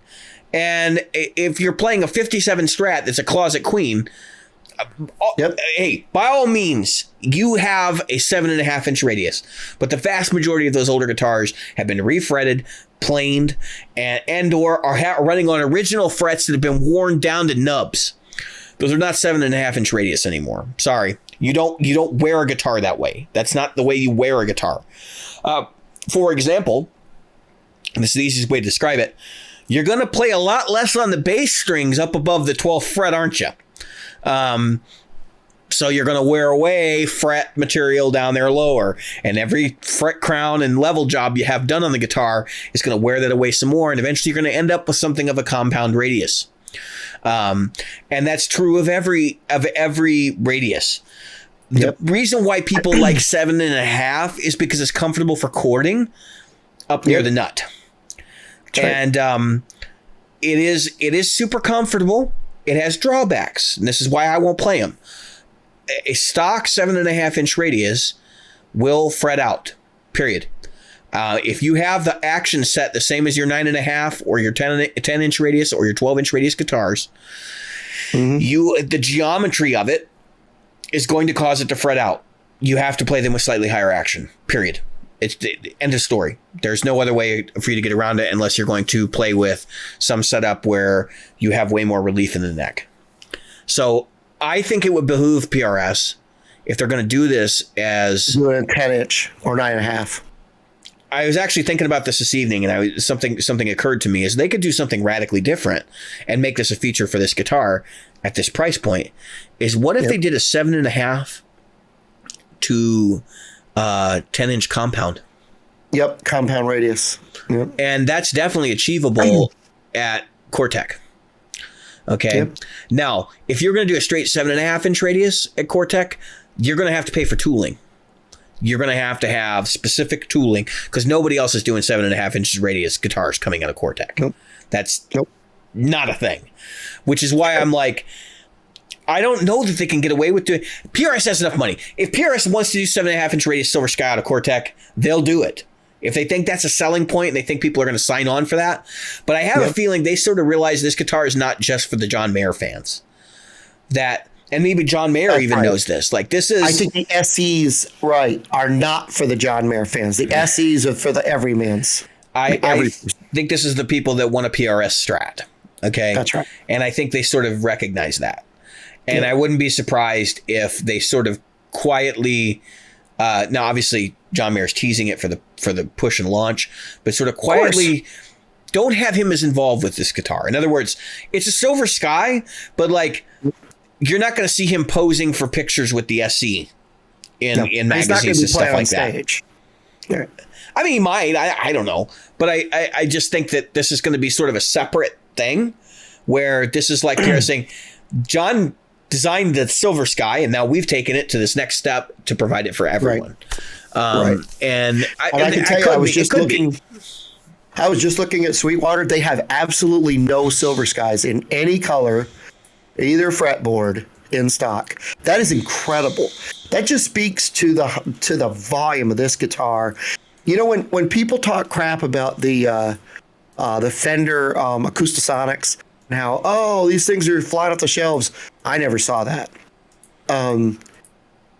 But people aren't talking crap about the Silver Sky like that. And let me tell you something: you cannot keep them in the store. They go. I've had conversations with other podcast artists about the Acoustasonic thing, and it's kind of funny because they vehemently defended the fact that the Silver Sky has been a big seller for Fender, and while I have seen more of them popping up, Greg Koch has one. Well, I have seen more of them popping up. Greg Koch's got one now, and of course, like some people like Greg might have gotten that for free. Right. Like, you got to realize that he has a long history with that company, and they may have just been like, you know what?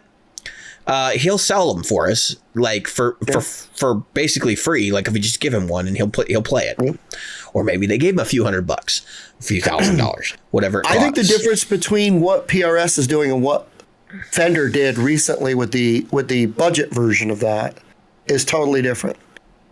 Because PRS did not need to make the SE Silver Sky. They didn't. Their SEs sell just fine, and their John Mayers sell just fine. I'm just waiting for I'm praying for the SE Fiore. That's the one I want. I don't blame you. I got to be honest with you. A Fiore would be what I would get. Not the SE. Actually, I saw a Fiore in the store the other day, and it took a lot of work for me not to pick it up off the rack and be like, I'm going to play this. Because that would be that'd be a tough one to turn down. That Fiore, that's a beautiful guitar. That's got everything going. It was in red too. Was it? Oh, yeah. That's the color too. That's the color that I would get. Yep. Could be the red Fiore. So I'm looking at the Silver Sky colors, and I know people are like, "Oh, I love the colors of the Silver Sky," and I'm just like, I like the pink one. I like the special Silver Sky limited edition they did. Yeah, the Lunar Ice. Yeah, which is the only finish that, like, for me is like, oh yeah, all right. Because if I'm going to buy a $2,200 Strat, Yeah, 25 now. Are they 25? Did they just jump? 25.50. That's why the SE has to exist. That's what this is coming. And the SE has to be, like you and I said, it has to be right at about $1,000. Yeah. Because if it could hit I could see this hitting 1,200, man. I really could. Yeah, it could hit 1,200, 50%. Once you break that 1,250 mark, I think it would be tough to sell them.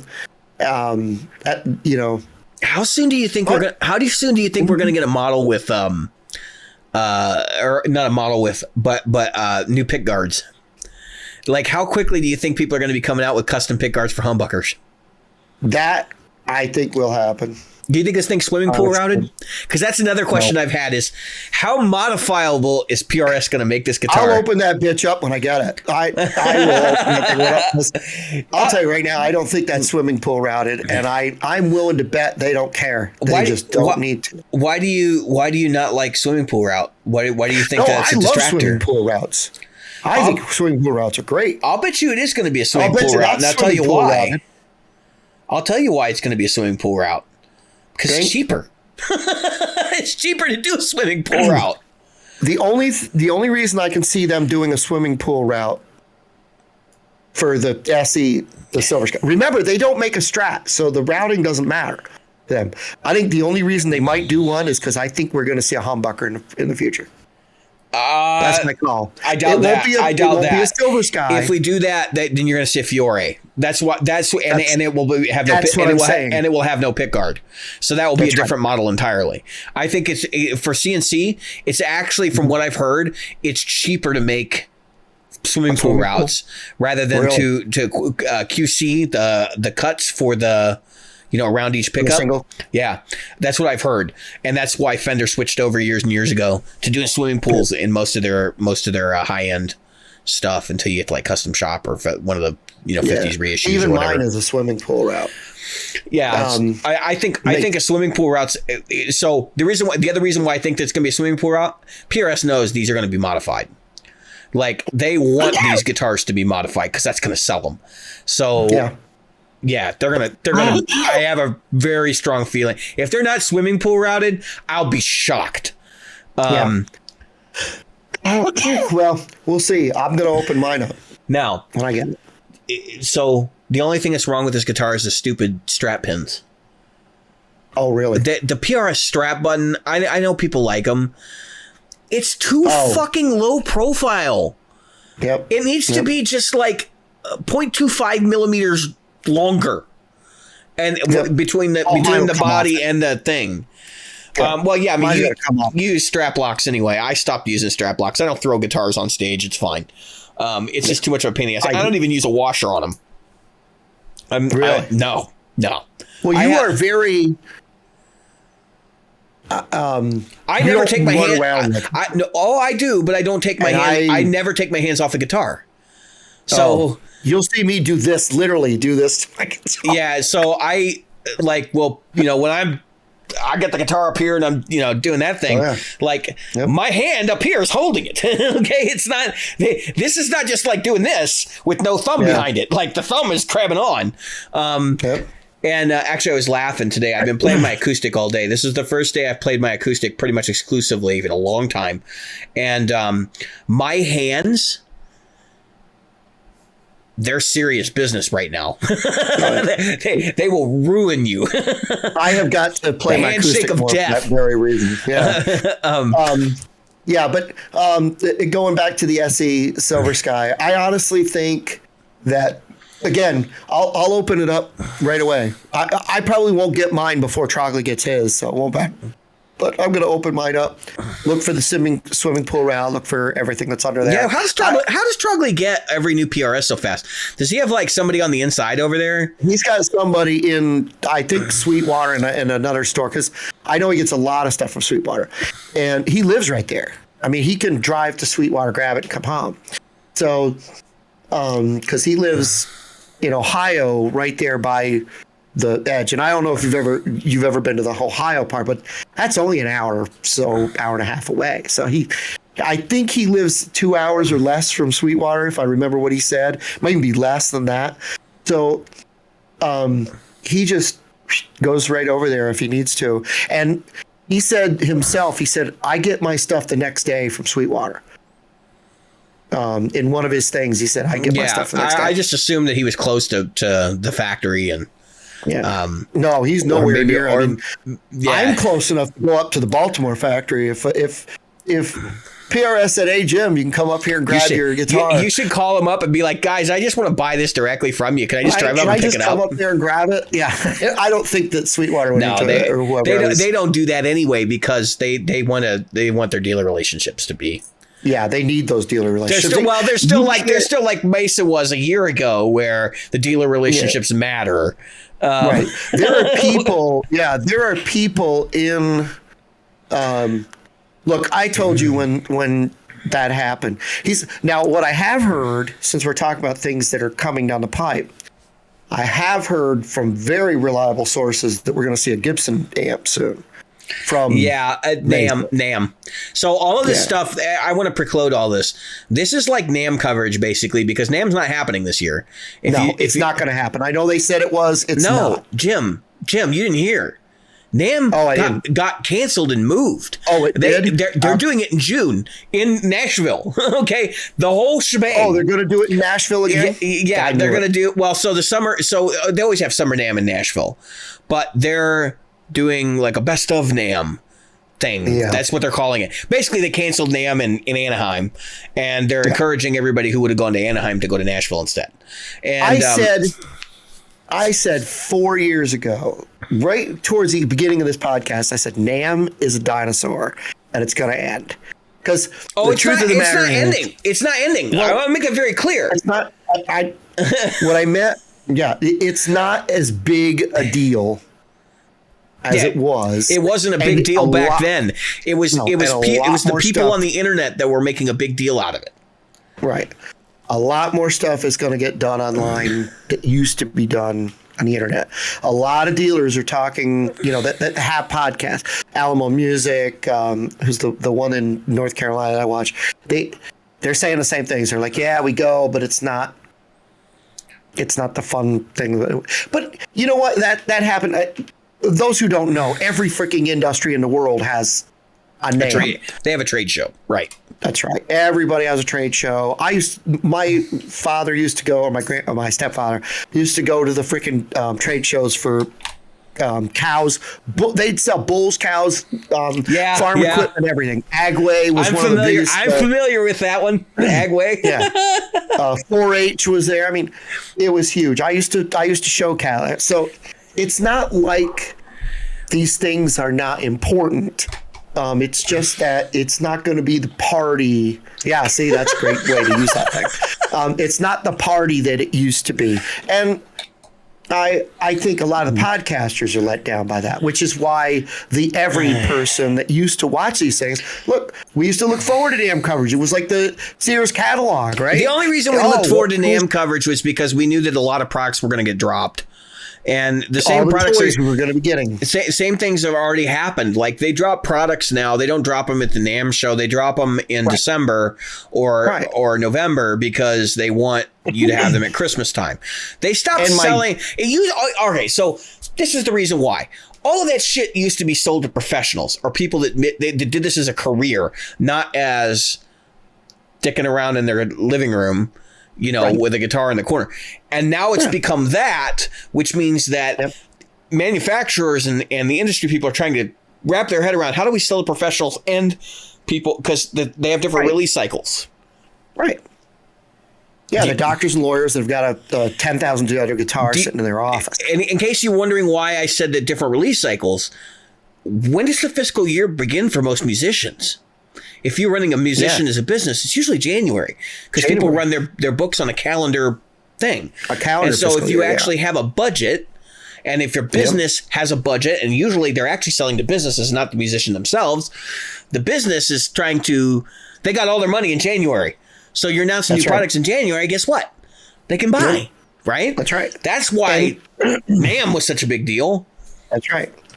Now look at look at the announcement for the SE Silver Sky. That literally falls into what would have been NAMM.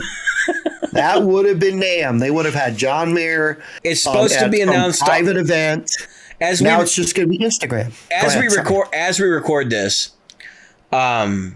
which probably won't actually be out. I don't think this episode's going to be out by the time it gets announced. So we're free of all indemnity here. Okay, we're not revealing shit to anybody. I don't think. Then I can tell what 4 colors there are because I know. Oh no! Keep that. Save that for me. I want to know after the end of the episode. Everybody also already know, but I'd like to know at the end of the episode because I know about one of them. So I could show you one. Well, you did. You may have. I mean, so anyway, it's going to get announced on the 11th, which is NAMM week. Traditionally, 9 days from between today, 11 and the 21st or the 27th, I think, is usually NAMM week. So one of those 2 weeks ends up being the trade show. I'm kind of curious just to see what else people are kind of sitting on that haven't announced yet. So me too. Anyway, well, if you think about it, the there's so many things that. Like you just said, the Gibson amp will probably be announced, at the very least announced, if and specs given. We're going to see a lot of things come out. But anyway, that's let's do our gig reports and get the hell. Let's do our gig reports and get the hell out of here. That's right. So you've got a bunch of gigs. I'm going to give you most of the time, but I do want to talk about. I played 2 gigs. I played Bourbon on Division with Old Stumpy, which was an interesting show. I can't talk a lot about that because there was some illegal shit going on there. Let's just say fun was had. By certain people. I don't know how fun it was. Let's just put it this way. Some people probably woke up in ditches later and were like, where am I? Would not have shocked me whatsoever. And it was cold. So, if you woke up in a ditch that night, I'm sorry. Anyway. So Bourbon and Division is on a famous street here in Chicago that has a bunch of nightclubs, and it's sort of known for being a wild area. And so it's an interesting night. I get to this place. I had to park on the street. I don't do city gigs a lot. So I think this is the first city gig I've had since I started playing out again. So did you take the train down or did they No, I drove.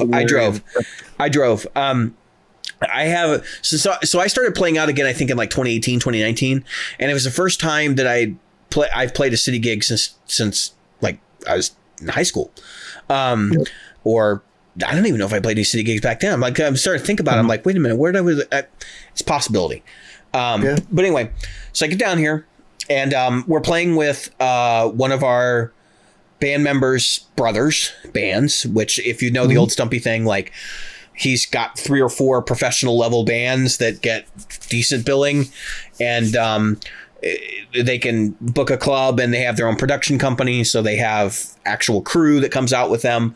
And so it was interesting. We had like a production assistant running around doing stuff, for us and them during the show. And there was actually the promoter was there, and the promoter, actually there were 3 different promoters, basically people that put up money to finance the show. And so it was kind of a wild night because we pulled in. I was like 6:30 when I got there, and I was supposed to be 6:15. I was supposed to be there at 6:30, so I was told to go in the back and take the elevator. I walk around back. It's an alley, of course, and the lights are off. There's a van parked somewhere, and I can't find the entrance to this place. So I start texting people. And I'm like, guys, I'm kind of back here. I got all my gear with me, and I can't figure out how the hell to get into this damn building. And, of course, nobody's looking at their phone. So then I walk around to the front of the building, which is locked. I walk around to the back again. I text message some more people. Nobody answers. I go back around to the front. One of my band members is walking out the front door, and he's holding the door open for me. He says, here, come on in. He didn't even know I was texting. He had no idea. I could not figure out how to get into the damn place. So he's like, just go up the stairs. So I carry, we'll get into my rig here in a minute. Carry my gear upstairs. Big open room. Mike's band is sound checking. No, they're getting their stuff ready for sound check. And I immediately realized I made a wise decision because I decided to come to this show direct. against some people's better judgment, some of my gear counselors were like, you should bring your amp. Like, you sound better if you have an amp. Like, and I agree 100%. It's always a better experience if I have my amp. However, I have played with Mike's band before. And when someone has a legit Hammond organ and they've said they're bringing their Hammond, you realize you're not going to have a lot of stage real estate. Okay. So let me describe to you what the band before us had. They had a 4x10 cabinet for bass. They had a 2x12 trucker cab for guitar, standing vertical. Yep. They had a Nord, actually a dual keyboard setup with a Hammond cabinet. Okay. He didn't bring his Hammond organ. Thank God. And probably because he would have had to park the damn thing with Spot Hero, because he would have had to park it. Or he has a trailer that he hauls in, so he would have had to park the trailer overnight to do that. So I'm like, all right, perfect. I'll have zero stage real estate. I had my tiny board, which is the board I held up earlier in the show, and I had an HX Stomp and my MC6. I had, and I just briefly describe the layout I had on there. So I basically had a deluxe reverb. I had a King of Tone out in front inside the unit. I had Univibe sound. I didn't even have tremolo. I had reverb and delay. And I had two different types of delay. I had slapback delay and I had a long delay. And it was all mapped to different buttons. I could turn shit on and off, just like it was a real pedal board, right? And I took that out, went to a little XLR, and then went out to the Snake to the front of house. And so what ended up happening is I'm waiting for these guys to sound check, and they're running really freaking late. We're supposed to be sound checking at 6:30. It's 6:45, and we haven't even set up our gear yet. And what really pissed me off, and Mike, if you're listening, you know we go way back, so it's not like I'm holding this against you. But when you show up to a gig and you've booked another band to play with you, don't take over the whole stage. Because they put their gear like in the middle of the stage, not at the back of the stage. Okay? And I'm going, really? It just puts me off, like, and when I have my band, I'm less likely to play with you with my band. Because I'm not going to do that kind of shit. I will play, and same token, if I was at his level, I'd be putting my shit at the back of the stage, making sure we have plenty of room, because I want the whole show to be good, opening to close, right? And I'm not looking at myself as the featured act or anything like that, because let's face it, most of the people I play with are better than me anyway. Yep. So, end of the day, we get going. We sound pretty good. We play sound check song, which my band doesn't know how to sound check because I just haven't done this stuff enough. So we watch them sound check, right? And like they're going through all these different things. They play half a tune and then they do all their individual mixes and then they have them make adjustments, right? We play half a tune. I'm like, I can't hear my guitar. Bring it up, bring it up, bring it up. Everybody else in the band is like, let's play it again. I'm like, no, stop. We need to make adjustments. Like, what the hell are you guys doing? And Kyle's like, sounds good to me. And I'm sitting there thinking, how does that, because I can hear his monitor. I'm like, how does that sound good to you? How on God's green earth does that sound good to you? And I was like, whatever, no big deal. We get rolling. We play the first tune. I can't hear myself enough, but I'm like, I can still hear my guitar enough that I can get away with what I'm doing. Like, I'll have them adjust it later. When we get a break. So we go through the first 3 or 4 tunes, which, by the way, we're cooking that night. We're playing really well because we don't have our regular drummer. We have a good drummer with us. And we have, actually, Mike's drummer is playing for us that night. Man, he was really good. And he knew some of the songs better than my band did, which is why I'm like, for real. So I'm playing and we get to the third song, there's a break, and I'm like, Kyle, I need you to tell them over the mic right now that I need more guitar in my monitor, like badly. And so they give me more electric. And I'm like, yes. And the rest of the night's great, right? We get to 2 songs to the end. My guitar cuts out. I think it's just my guitar. And then I look out and I realize, oh, shit. We lost the whole PA. We're thinking that we blew a fuse. Okay? Yeah. So the guy comes up and he not in the southern meaning of the word, but bless his heart. He comes up to me and he says, I think it's your HX Stomp. And I said, dude, I was like, I test my cables before I leave the house. And actually my cable tester, you can't see it. It's right next to my microwave in the kitchen because I've been soldering cables. But I'm like, especially if I'm running a rig that's not tried and tested, like I've never done it before, I'll test my cables before I leave the house. And that was no exception, especially because I had that little XLR converter cable I got from Guitar Center. It was a live wire. I'm like, yeah, I don't trust this thing as far as I can throw it. So he says, I said, if it's my cable, let me know and we'll fix it. Like we'll do something about it. Like we can run a direct box or whatever. Which that was another thing. I was getting really, really bad noise from the lights because I had my S500 with me. And so he climbs up on stage and he gets back there and he goes, there's like an area with curtains and he goes back behind there and there's a snake and he's playing around with actually it's like a Maddie thing that takes him over to front of house. And he gets us going and we're like, yeah, great. Play a song, play another song. And then we go to play the last tune. We get about 4 bars or 6 bars in and then it cuts out again. Now, oh, jeepers. I'm looking at my watch and I'm going, we're 15 over. It's Mike's show. If Mike is fine with us playing, we'll play. And so Mike Tash comes up the stage and we're kind of talking to him and he says, well, maybe they can get it figured out. Maybe they can get it figured out. Well, about 10 minutes go by and he comes by and he says, are you guys going to hang it up or what?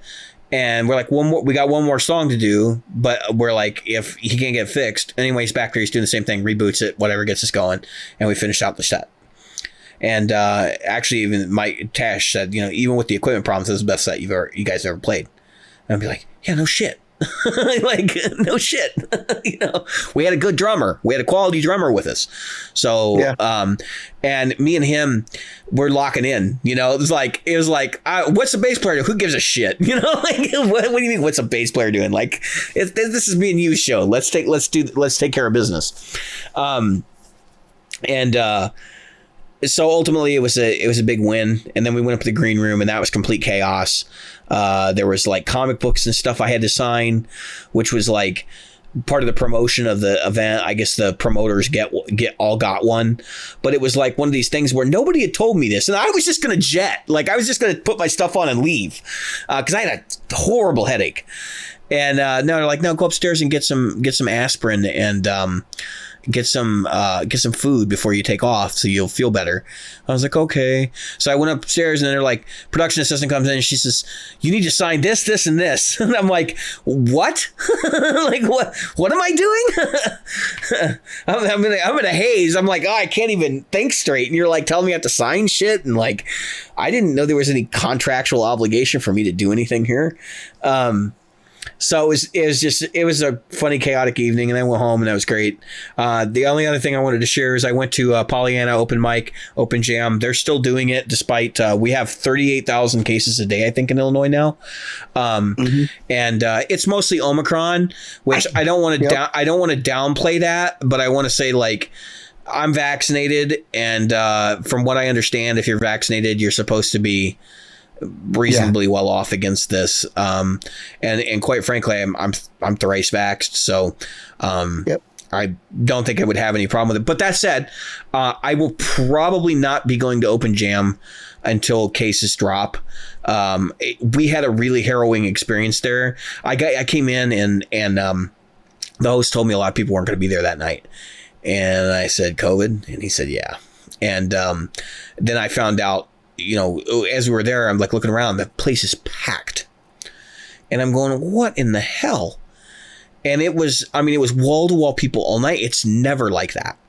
It's a good thing it's a good problem for a bar to have. But I would say, Jim, there's probably 200 people there in that club. And there was 20, 30 performers. And then quite frankly, it's becoming a bit of an open mic, which it's not supposed to be.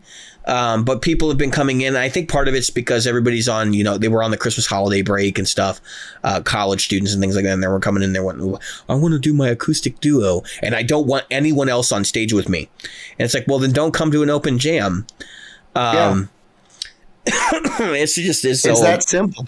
It is literally that simple. I do have something to share from that, though, and I was just about to hand it over to you, but there is something I want to point out. So I was there. My wife was there with me. She rarely gets to go out with me, but we were actually going to go from there to pick up my other kid from the airport. They were flying back in from their family trip to Las Vegas, and so we're at Open Jam. It's our first time being there, right? And so naturally, it has to be a night where there's 200 people in a club and 30,000 cases of COVID that day, right? Of course. And so I totally feel bad because she's like freaking out, and I'm not all there myself either. But anyway, I'm watching what's going on in the pit because we're sitting in the back in the corner because we don't want to be anywhere near where the pit's at, where there's like a lot of people. Right. No. And I call it the pit because there's like an elevated area and then there's literally a pit and then the stage. So we're in the back and we're watching, and I see some of the regulars. Well, anyway, my buddy Alex, you've heard about him on the show before. Alex is up front, and I see a guy, and he's reasonably well dressed, and him and Alex are talking, and I'm thinking, what's this all about?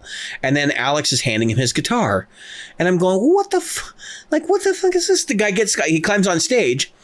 And then they're like looking at amps. Now, I've started using the cover on my amp. So when I am not playing, I put the cover on. and I turned it off, and put the cover on so that nobody else is apt to use it unless I want them to. And he's like looking around. Well, then Alex gets his amp. He's got a big 2x12 Fender solid state combo and puts it on stage next to my amp and plugs it in. He's crawling around back there or whatever. And then they get him all squared away. And I run down there to Alex in the pit because he's on the edge of the pit. And I'm like talking to him. I'm like, what the hell is this about? He goes, this guy, he's like, he wants to play and he doesn't have a guitar with him. And I'm like, well, what the hell? Like, who goes to an open jam or open mic without a guitar? And Alex goes, I don't know. He's like, he came up to me. He's like, I've been playing for 21 years. And every time I've gone to one of these, somebody's provided me with a guitar and an amp. And I said, Alex, that's BS. Either this guy's never been to one of these or, he's just feeding you a line of shit. And he goes, yeah. He's like, I know. He's like, I was in a good mood. And he's like, it was probably a mistake. So anyway, I go back and I sit down and we watch this guy's set. And he just beats on this guitar. Just beats on it. On Alex's guitar. And to the point where we get through the first song and it's pretty clear the audience does not like what they're hearing. And the host goes up there and says, all right, we're done because we're getting towards the end of the night anyway. We need to get people in and out. And the guy's like, one more, and convinces Sam to give him one more. And then he played some punk song before. So you know what punk music sounds like. You know how punk music gets played. You beat on the guitar. Bang, bang, bang, bang, bang. Yeah. So then he starts off and he's playing All Along the Watchtower. Oh, God. And he's singing like the worst version of Johnny Ramone you've ever heard in your life. Yep. And I look at my wife and I said, please, dear God, don't let me go down there. I said, whatever happens, don't let me go down there. Because it's not going to be pretty. It's not going to be pretty. Like, for one thing, you're beating on my buddy's guitar. And then, like, you showed up to a gig and you were being a pretentious asshole, arguing with people and stuff.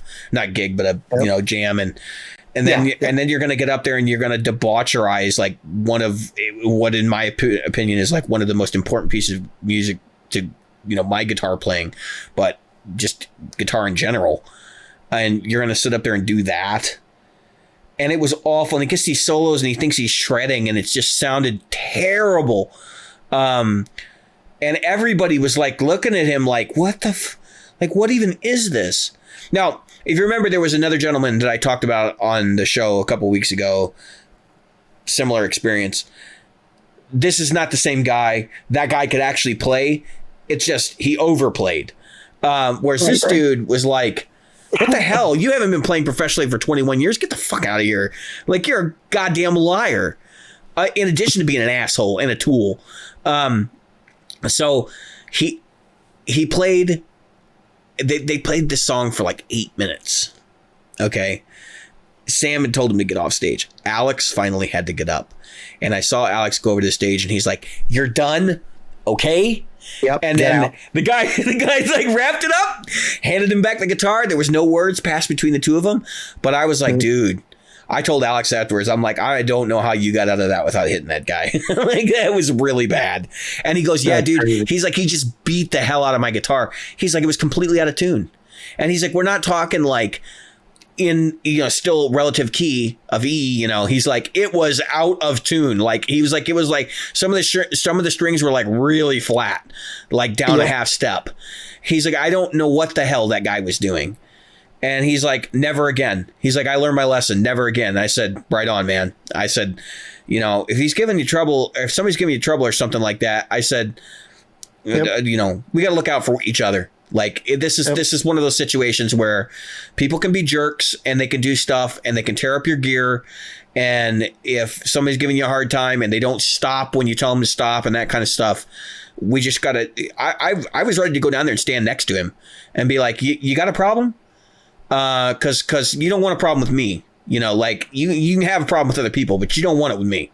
And specifically, mostly because there's two of us, and my wife, which I'm more afraid of her than I am any dude that says he's been playing guitar for 21 years and beats on it like that. But anyway, yeah, that was my whole experience. Your gig report, if you want to share one. I don't even know if you have. I mean, I know you have had gigs, but I don't know if you had any eventful stuff. Yeah, 2 gigs. The eventful thing, I guess, they were both good. I broke my E string like towards the end of the night on Riker, and so I said, well, and my other guitar player goes, "Well, play this." He hands me his R9. So I finished the night on his R9 because I didn't bring, my Alpine white guitar because I didn't want to bring that as a backup. Right. Seems kind of weird. And so I played that. I played his guitar, and so today, literally, is a kind of fallout from that. So that was New Year's Eve. So today, and we're recording this on the 2nd. I was talking to him. I said, "Well, when you want to think about selling that, you better call me because I definitely want to be first in line for that." I figured that conversation might happen at some point. Oh, it's gonna happen. We talked about it. It's gonna happen. I told him, I said, once this band gears up and rig starts rolling faster, and we start making some real money, I told him, I said, I'm just going to hand my money to you. And when it's all done, you can just say, okay, Jim, here's your guitar. That's how it's going to work. Well, I was just gonna tell you, like, once you get an R9, you won't need any of the other Les Pauls. No, that's just it. I'll be selling a lot of guitars at that point. It's just like, well, you won't be selling. At least one of them you won't be selling, maybe 2 of them. But there's 2. The Alpine white one, totally not necessary anymore. The double cut, yeah, no, totally not necessary. I mean, the double cut's superfluous now, in my opinion, but it's superfluous now. That's going to go on the chopping block. I've said that a few times. I hadn't sold it. I got that reverb scare thing with the $10.99. Then I found out all you do is put in how much you paid for it, and you get $10.99 if you make over $600, which I won't. So I was telling you, it's not a big deal. You just put in your. Not a big deal. I filled out my info. I didn't even get an email from him, so I'm assuming I'm fine. That same here. I didn't get an email from him this year either. So I had filled mine out. So I was like, what? Now I know why. Because you tell them how much you pay, and as long as you can show, which I can. I have every receipt, everything I paid for my guitars. So I don't have any problem getting that in. To be honest, I'll probably sell the DC shortly just to pay for that guitar I may or may not have pre-ordered through that guitar do you mean that Super Eagle? That may or have not I may or have not been pre-ordered, and I may or have already have a picture of the color. So yeah. You know, John may or not. I just wanted to know if I could get one and then like get the Nebula paint added onto it by someone else later. I got to tell you, if you get an SE, here's the thing about the SE. That's the beauty of an SE. If you get an SE and you don't like the paint job, who gives a shit if you get it? It's just not like strip it and start over. I don't know what it is also about Gibson people that they're like, oh, I got to have the original finish. I still don't get it. I don't get it. I mean, I get that you want a good finish and you want a decent finish. I still don't get it's got to be original, all original finish. I just don't get it. There were so many people. Look, we've talked about this before. Some of Jimmy Page's favorite guitars were freaking refinished more than once and with hand paint. Come on, the Fool. Who had the Fool? That was Clapton, right? Yeah. That was a hand paint job. They got stoned and they painted their guitars. I mean, I still don't understand what the and who gives a shit if it's Gibson USA that it's the original paint job. I could see if it's like 3 weeks old, but if it's 6 or 7 years old, the nice thing will be it won't ship like my S2 does. Yeah. Have you contacted PRS yet about that? You really should. Yeah, they didn't say shit to me. They didn't say shit to me. That's insane. They basically told me, well, some straps cause the finish to react, and that you should only use straps that are viable for nitro. I'm like, you're a fucking idiot. I don't have time to dick with them. So no. That's absolutely insane. Just no. Yeah, just no. That's what I was told. And I'm like, you guys just are not even going to listen to me. So that's fine. Yeah. It just goes to show me you're only after big money. I could understand if it's oxidizing plastics, like the old plastics that used to literally gas out. But I don't understand them saying that, oh, well, you got the wrong strap. Look, I'm using a $75, $80, whatever, $100 leather strap. $100 levy strap. Well, they were saying specifically leather is a problem. You should use a nylon strap. Oh, horse shit. I'm like, are you effing kidding me? I'm going to put a nylon strap on a freaking $2,000 PRS. Screw you. You cannot tell me straight-faced, any guitar company can not tell me straight-faced that I can't put a fucking, especially when PRS sells leather straps with their fucking name on. I've got them. I know, Jim. Do you know who makes them for them? Levy's. Levy's. And I have Levy's padded guitar straps on my guitars right now. Yeah. So would you mind explaining to me why the Levy's brand straps are different than yours? That's right. There's no way. No way. That's insane. It's bullshit. It is, but it's like at this point I don't care. I'm not really looking to get the guitar refinished. I just wear the fucking thing out. I literally don't care. Exactly. But I'm not playing it out during the winter. I don't really want the finish to check. Right. And in Chicago, winters are a different animal. If you're not in our area, it gets stupid cold. Not as cold as like Minnesota, but it gets really dry. And because I've lived elsewhere in the Midwest where you'd have like it would get cold, but it wouldn't be as dry. So I just I'm not going to mess with it. If I get a gig where it's like I can put it in a hard shell case and that kind of thing, it might be different. But I lived in your area. What we experienced was the widest of humidity and not humidity when it came to a swamp. The summer, it was a swamp. It is a swamp. Chicago means smelly swamp, people. That's what the word means. That is the actual mening of the word Chicago. It is a Native American. Swamp? It is a Native American word for smelly swamp. I can see that because it is. I lived in Great Lakes, which is only 30 minutes, 35 minutes. I know exactly where it's at. I've been up to that base and driven around and we're right on, literally just like you guys, right on the lake.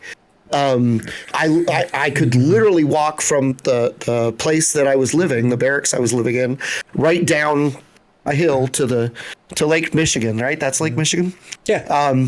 And It was just god awful. That particular area up there is like even worse than where I'm at in terms of the humidity in the summer.